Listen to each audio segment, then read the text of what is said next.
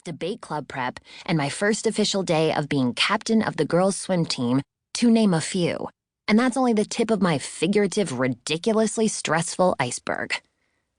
Whatever face I'm making must say it all for me, because Paige holds her hands up in surrender. "Sorry," I say reflexively.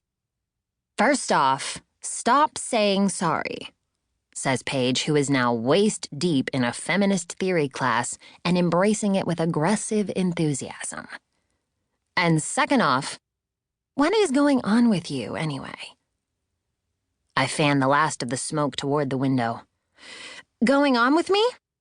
This whole weird valedictorian Barbie thing you've got going on," she says, gesturing at the screen.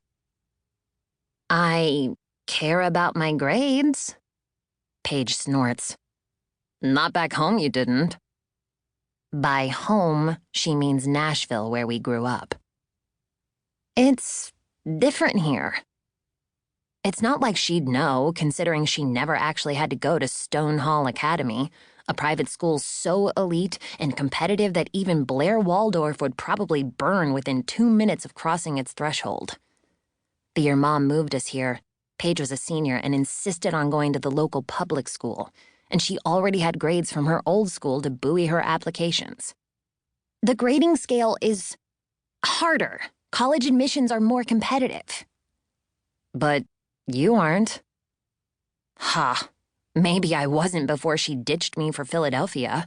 Now my peers know me as the Terminator, or Two Shoes, or Preppy Pepper, or whatever moniker Jack Campbell, notorious class clown, and the metaphorical thorn in my very irritated side, has decided to grace me with that week.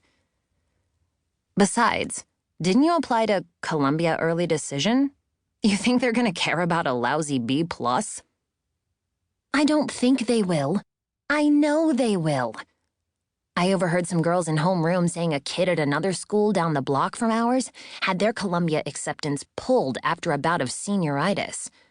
But before I can justify hinging my paranoia on this extremely unsubstantiated rumor, the front door opens, followed by the click, click, click of my mom's heels on the apartment's hardwood floors.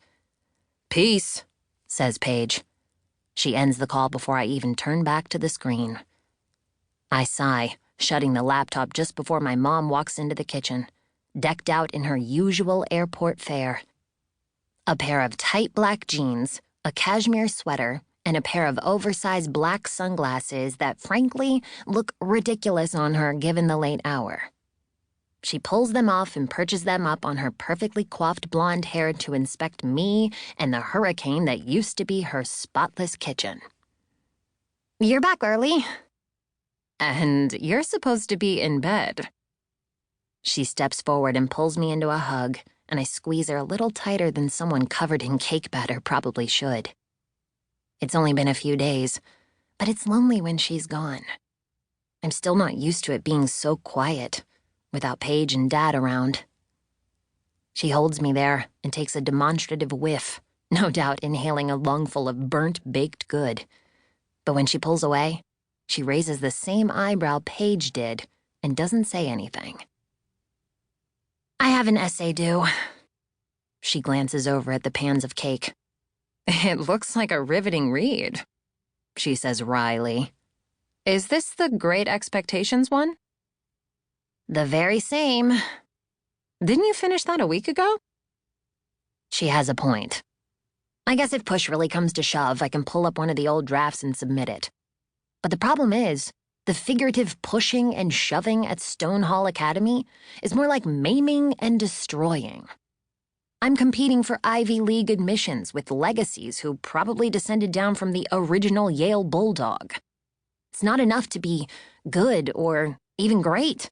You have to crush your peers or get crushed. Well, metaphorically at least. And speaking of metaphors, for some reason, despite having read this book twice and annotating it into oblivion, I'm having some trouble interpreting any of them in a way that wouldn't put our AP Lit teacher to sleep. Every time I try to write a coherent sentence, all I can think about is tomorrow's swim practice. It's my first day as acting captain, and I know Pooja...